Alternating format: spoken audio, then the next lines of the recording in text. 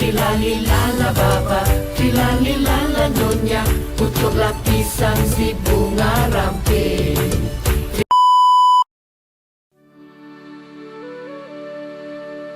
Melaka merupakan salah satu negeri yang tidak asing lagi dalam kalangan rakyat Malaysia dengan kekayaannya dari segi sejarah, budaya dan warisan.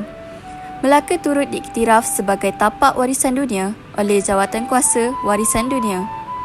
Sebelum kami meneruskan dokumentari ini dengan lebih mendalam, ingin saya mendeklamasikan sebuah pantun yang berkaitan tentang sebuah kumpulan etnik yang popular di Melaka. Malaysia unik, negara perpaduan, berbilang bangsa tiada perselisihan. Banyak etnik jadi tumpuan, Baba Nyonya jadi pilihan. Hai, Assalamualaikum. Sekarang ni kami berada di Bandar Melaka di sekitar Kota Laksamana. Kami diberikan tugas untuk melakukan video dokumentari tentang kumpulan etnik di Malaysia. Dan kami memilih etnik Baba dan Nyonya sebagai kajian kami. So kami sekarang ni dalam perjalanan untuk pergi ke Museum Baba dan Nyonya untuk kajian kami yang pertama sekali.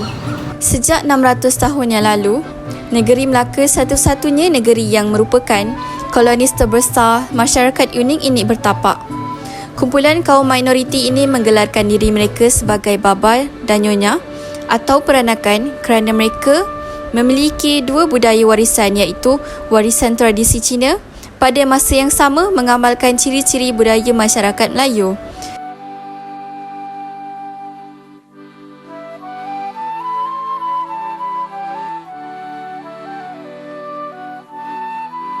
Sini introduction dia. Okey, yang ni owner dia. Kedua dengan ketiga generasi dia. Sekarang jaga rumah pusaka ni adalah anak cucu diorang. Keempat dengan kelima generasi dia. Okey, yang sekarang keempat generasi ni umurnya sekarang dah 89 tahun. So rumah pusaka ni dah ada 127 tahun since 1861. Okey, so yang kedua generasi ni adalah kacukan. Bapak diorang mesti datang dari China Cina kat sini China. So datang kat Melaka ni dia kahwin dengan gadis tempatan kat sini. So gadis tempatan kat sini adalah Melayu, Indonesia ataupun Thailand. So perempuan Cina mula datang kat sini dulu. So diorang kahwin, lahirkan anak diorang tu jadi peranakan Baba dan Nyonya. So kalau tentang agama, dia ikut Buddhis. Okay, cuma bahasa percakapannya dia cakap bahasa peranakan Melayu mix dengan Cina dia. Okay, so dalam rumah ni you akan nampak tingkat atas. So sebelum naik atas tangga ni, sila tanggalkan kasut dulu letak di tepi. Kat atas ada 3 bilik tidur. Bilik wedding, birthday dengan funeral. Yang terakhir, Nyonya suka main mahjong. Ni bukan judi dia macam luangkan masa untuk main Ni punya bilik yang terakhir, you kena turun tangga yang sama. Okey, pergi ke tempat yang tengah. Pakai kasut pergi ke tempat yang tengah, tempat sembahyang nenek moyang. Okey, yang ini generasi yang pertama. Dia seorang wanita dari Indonesia Batak. So suami dia orang China. Dia lahirkan anak dia adalah Mr. Chen Chie-Siu. Yang anak dia. Kedua generasi. Ini generasi. Okey, lepas tu you pergi kat tempat ruang makan. Tok Panjang dengan dapur ni, you dah habis melihat museum ni. Okay, so museum sebelah kanan Okey. Thank you. Potret keluarga. Rumah ini telah didiami oleh 4 generasi Chen dan diubah menjadi muzium pada tahun 1985. Potret-potret ini merupakan potret ahli keluarga yang menghuni rumah ini dahulu. Kaum lelaki masyarakat peranakan digelar sebagai Baba, manakala kaum wanita digelar sebagai Nyonya. Chen Cheng-siu merupakan pemilik rumah ini bersama Chi Ji Giok Nyo iaitu isterinya yang lebih dikenali sebagai Mak Gemuk. Mereka dikurniakan seorang anak lelaki iaitu Chang Seng Ki dan Chang Seng Ki telah mengahwini Ho Ju Suan yang merupakan juga berasal daripada keluarga peranakan yang membesar di Tengkera. Istilah peranakan pada asalnya bermaksud lahir semula. Lama-kelamaan, ia digunakan secara umum untuk menentukan orang Cina yang dilahirkan di Selat untuk membezakan orang Cina yang dilahirkan di China atau di Kepulauan Melayu.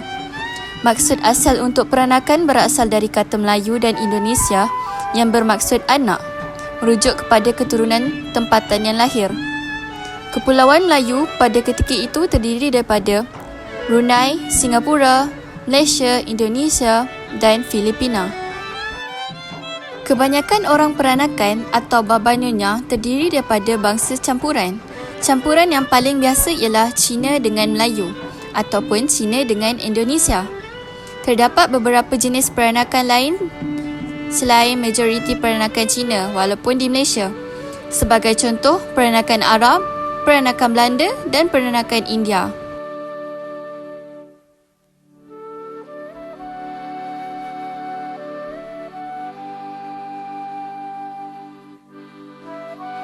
Sekarang ni kita berada di tangga atas. Tangga ni dilengkapi dengan ciri-ciri keselamatan kurun ke-19. Terdapat 8 papan lipat yang digunakan untuk tangga ini bagi mengelakkan dan pencuri naik ke atas, serta tangga ini juga untuk mengelakkan pada kanak-kanak itu terjatuh. Kita lihat dapatnya bentuk tangga ini, dan juga bentuk ini juga untuk bagi amaran kepada para suami yang sekiranya mereka pulang lewat, mereka tidak dibenarkan naik ke atas, mereka akan berada di bawah.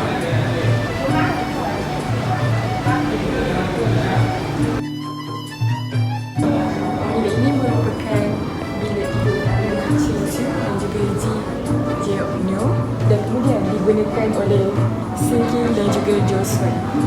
Jadi tempat ini juga digunakan sebagai upacara pencucian tempat tidur, dan dia akan berlangsung sebaik sahaja. Tempat tidur ini siap dihias dan dibersihkan dengan asap stani. Jadi ini adalah pakaian pasangan pengantin yang dipakai oleh Chan Sang-ki dan Ho Ji-swan semasa perkahwinan mereka pada bulan Disember 1913. Pada awal tahun 1905, pakaian perkahwinan Melaka diperbuat khas oleh tukang sulam Shanghai yang menetap di Singapura. Pakaian ini direka berdasarkan gaya pakaian dinasti Qing untuk pengantin perempuan, manakala pengantin lelaki memakai pakaian gaya dinasti Ming. Sekarang kami masih berada di dalam kamar perkahwinan, di mana kawasan ini dikenali sebagai makan contoh.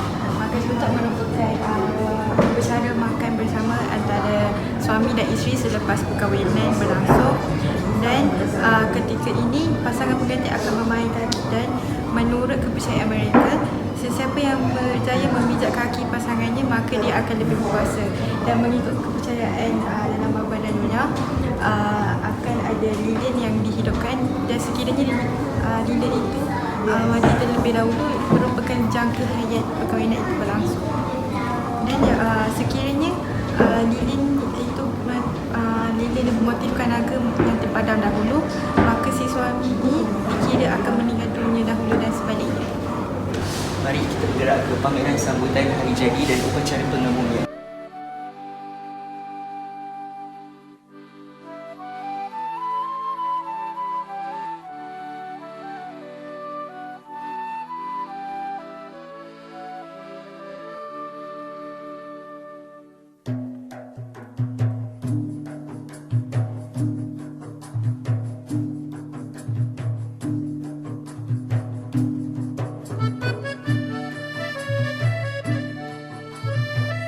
Hari jadi merupakan salah satu perayaan yang disambut dengan meriah.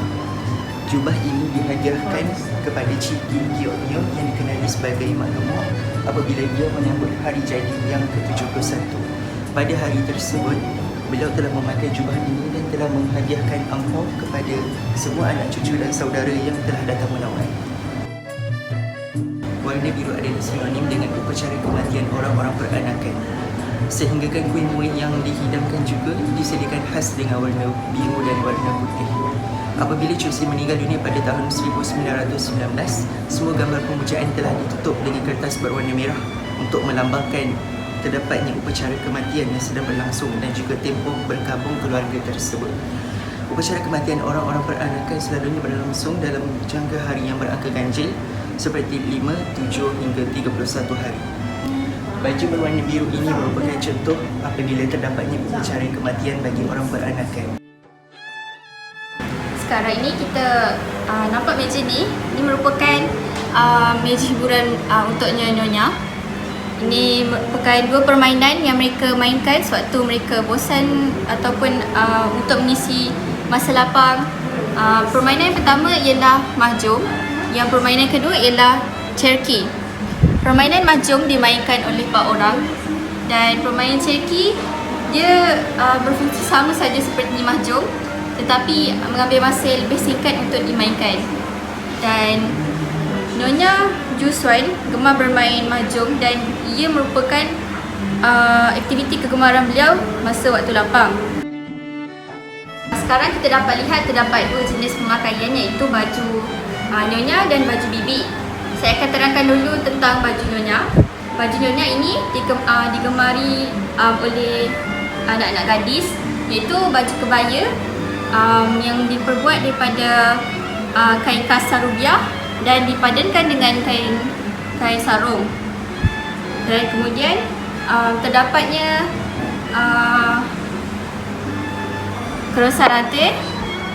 3 bentuk kerosan yang serupa disambungkan menjadi rantai dan mereka juga akan menggayakan rambut mereka dengan gaya sanggul dan akan meletakkan cucuk sanggul keemasan. Seterusnya, ini merupakan baju bibi. Nyonya yang lebih berumur dikenali sebagai bibi akan memakai pakaian panjang hingga paras lutut dan dikenali sebagai baju panjang. Okay, sekarang kita berada di ruang pemujaan nenek moyang di mana sehingga kini masyarakat Peranakan masih lagi menganuti agama masyarakat Cina yang merupakan campuran antara ajaran Taowa, Buddha dan pemujaan nenek moyang. Masyarakat pemujaan nenek moyang merupakan cara mereka mengenang dan mengingati jasa dan sumbangan nenek moyang mereka. Di mana di sini kita dapat lihat gambar yang diaplikasikan sebagai makanan yang mereka sediakan khas untuk pemujaan mereka. Seterusnya, ruang ini didirikan khas untuk memuja mendiang ahli keluarga Chan dan upacara sembahyang diadakan sebanyak 7 kali setahun seperti contohnya ulang tahun, tarian kematian, Cheng Beng, Tahun Baru Cina dan mengikut kepercayaan mereka melakukan pemujaan sebagai untuk memuja hantu lapar. Pasangan pengantin akan duduk di dalam gantang dalam upacara yang sama di rumah masing-masing. Pengantin akan duduk di dalam gantang dengan memegang sebuah buku yang dinamakan sebagai buksu yang melambangkan ilmu pengetahuan yang wajar diketahui sebelum mereka memasuki alam perkahwinan. Daci melambangkan keadilan, gunting melambangkan kecekalan dalam membuat keputusan, pisau cukur merupakan peringatan supaya sentiasa berhati-hati dan manakala cermin sebagai peringatan untuk sentiasa mencerminkan kembali tingkah laku masing-masing dan akhirnya sikat dan menang yang berukuran 3 suku elah yang bermaksud pasangan tersebut akan menikmati hidup yang panjang sehingga 3 suku generasi keturunan mereka.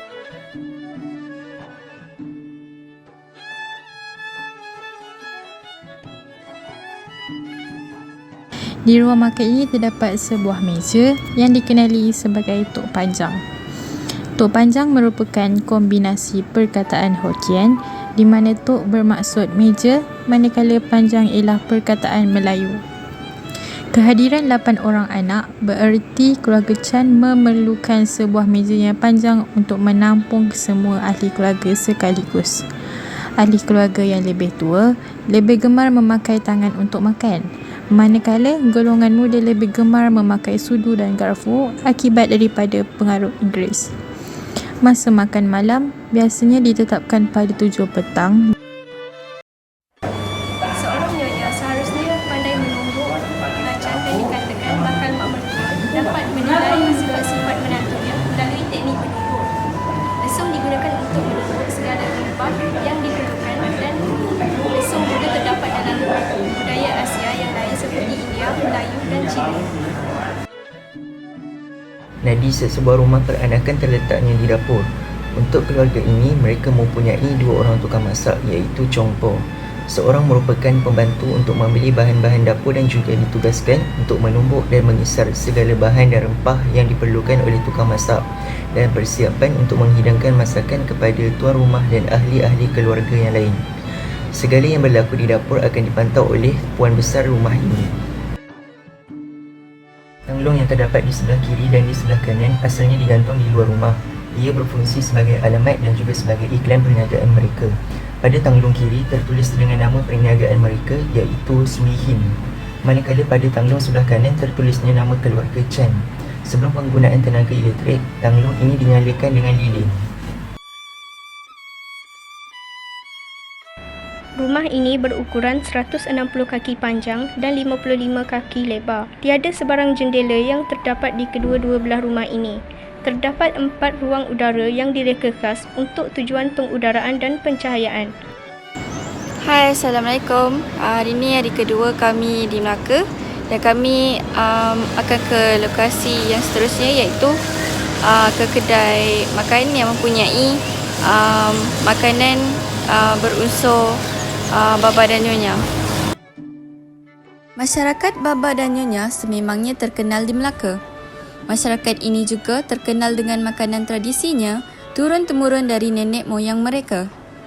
Biasanya, makanan kaum Baba Nyonya berasal dari masakan Cina, tetapi disesuaikan dengan selera kaum Baba Nyonya yang gemarkan masakan pedas kaum Melayu.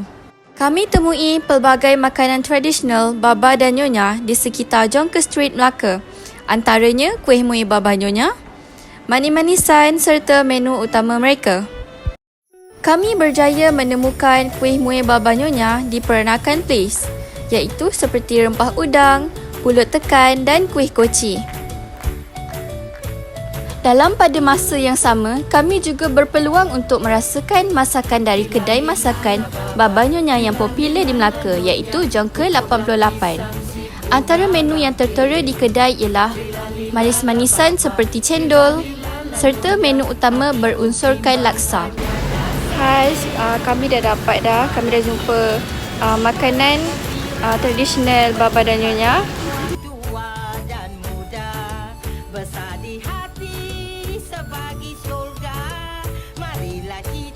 Laksa Baba dan laksa kahwin menjadi pilihan kami. Tidak dapat dinafikan sememangnya makanan tradisional mereka ini berunsurkan kepedasan dan turut mempunyai santan sama seperti laksa yang dibeli. Tidak lupa juga kami berpeluang untuk merasakan cendol Baba. Menerusi kajian dan dokumentari, kami dapat menimba pelbagai ilmu baru berkaitan kumpulan etnik di Malaysia, iaitu secara spesifiknya berkaitan kumpulan etnik Baba dan Nyonya. Sekian daripada kami. Terima kasih.